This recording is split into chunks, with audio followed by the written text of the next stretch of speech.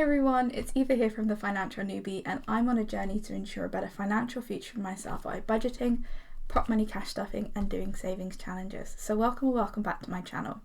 So I've been making YouTube videos for almost a year, and I have been prop money cash stuffing for I think about a year now.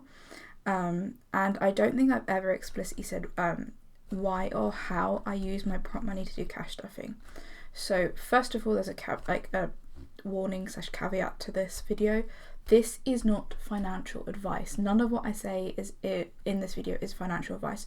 This is just what I do, and this works for me. Now, this may not work for everyone or anybody else. Everyone works differently when they do this, when they're on their cash stuffing or personal finance journey. So this is just what works for me, and please don't feel like you have to do this or anything. I've had a lot of questions over the past few months about like what I use, why I do it, etc. So, and how does it all work, because I'm not using real cash. So yeah, so why do I use prop money over real money?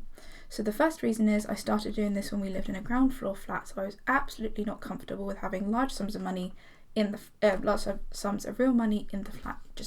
It did not feel right. I did have insurance, but I just did not want to do that.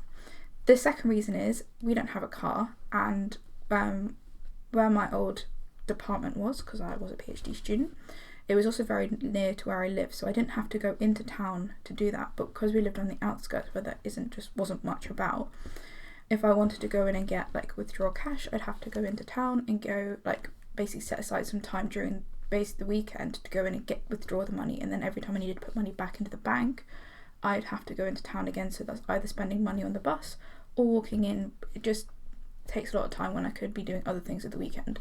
So yeah, basically I'm a little bit lazy, so I didn't do that. So the other reason is I don't have any debt apart from my student finance. Now, that is something I am incredibly proud of, but also I want to also say that if you are in debt, that's absolutely fine. We are not taught personal finance at school, and it is so easy to get into debt. It is unbelievable. I can see how easy it is, and I've almost done it a few times, but I've been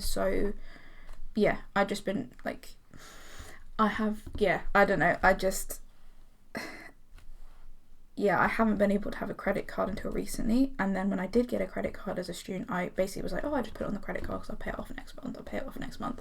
And then realised when next month came about, when you actually subtracted how much was from your paycheck, how much I had to go to the credit card, it was a lot. And I think that was a little bit of a wake up call. So yeah, that was a shock. And also I just refused to have an overdraft, but that's me. That's just how it works for me. So yeah, what I do is I do cash stuff digitally as well, if that makes sense. So I pay using my credit card, and then I pay every time I make a purchase, I move that money to the credit card immediately. So I have several different accounts. So my main account is Chase. This is not advertising Chase, is not an ad. I don't have any affiliate with this. I prefer to use accounts or current accounts where you can separate stuff into pots of money. So like your envelopes, I have basically pots, and I think I have a screenshot that I'll put up on the screen now. I have pots which basically reflect what's in my binder. So I have personal spending pots, I have eating out pots, household, and groceries. So everything that you see on my YouTube videos that I stuff into, I have a corresponding pot in my current accounts or my savings accounts. Now, I also have a credit card account, and that account is what I pay. So when I make a purchase, I put that money into the credit card account immediately or very close afterwards. My credit card is linked to that account, and yeah, basically it either gets paid off from that account or I pay it off myself, because I do get a little bit paranoid when the credit card reaches a certain amount, and I like to pay it off. So yeah, so I have prop money. It's all fake. It is, let me get it up. I've got 5, 10 and 15. It is paper. I don't know if you can hear it. I can hear the mic. It is paper. It is not plastic. Also, there's lots of details about it that make it basically illegal. You can see that there's no clear bit here. There's also thing here saying use for jokes and good mood, and then there's like 5, oop, can't see it, the camera, £5. So yeah, it's not legal tender, it's fake, absolutely fake. So if someone robbed this, I don't care. They're not winning. Yes, and I also have like pound coins that are like plastic. This is like play money basically that you get for like teaching kids how to like about money, I suppose. So yeah, like when I get yeah, so that's what I use, and then what I do is I put the corresponding amount in that I would put into my different pots on, say, Chase or Monzo, into my envelope. So like you'll see me cash stuffing that amount into these things. So if like groceries, I'll put £400 a month in, and there's £400. Now this doesn't happen immediately because all my binders stay at home, they never come out with me because it's just more to carry. When I make a purchase, I track it on my budget spreadsheet, and then what I do is I when I get a chance, I'll go into the envelope and I'll take the money out. So I actually have spent money yesterday and today out of eating out that I haven't taken out yet. So let's show you how this works. So I've only just started using these budget sheets. You haven't seen them at all in my videos because I put them in after recording a video. Anyway, so I spent £37 on delivery yesterday and £14 today in a cafe. I also round up my spending, so I'm always like, well, there will always be whole numbers, there won't be any pence. The way I do this digitally is I will put the exact amount into the credit card account if I've used the credit card, and then I round up an extra and I put it into a separate pot.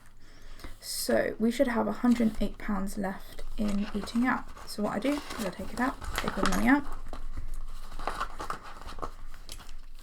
and then let's count, make sure we have 108, 20, 40, 60, 81, and then 5, 1, 2, 3, 8. And that is what's left in my eating out envelope, and I try and make sure it matches my bank account. I will always check it afterwards. I'm filming on my phone, so I won't be able to check it, but I know I spent that money. So, and then I put it into my box here, or I'll show you in a sec.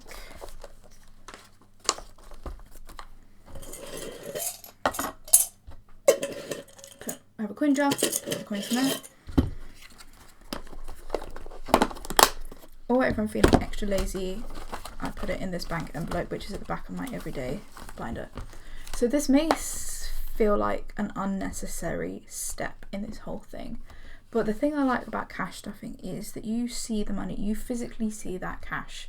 So it is identical for me with prop money. I physically see the money, I see the money going in and I see the money coming out. There's just the extra step of I don't pay for things with that money. I pay for it with my card, I move the money immediately, everything's split into pots. So yeah, I guess that's it. Everything is matched digitally and physically. I don't pay for anything with cash, I do it with the card. That's because I feel like I can be a credit card person. I pay my credit card off regularly. I don't pay it off at the end of every month. I tend to pay it off when it reaches a certain amount on the credit card. That's just me being paranoid. That's not, you don't have to do it that way. So yeah, I hope this video made sense. If you have any questions about this, like, please let me know. You can find this cash stuff like on Amazon or like any sort of places that do prop money, like they'll do stuff for like movies and stuff. This is where I got mine. For me, it's just I visually can see the money going in and out, and I really like that.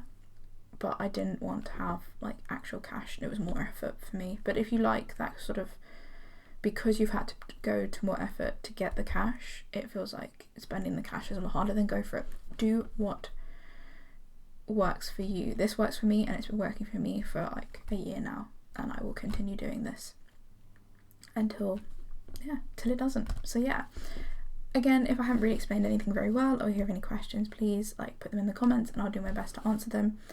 So yeah, thank you so much for watching this video. I hope this helped. I hope this was useful to understand how I do things. But yeah, so thank you so much for watching, and I'll see you in the next video.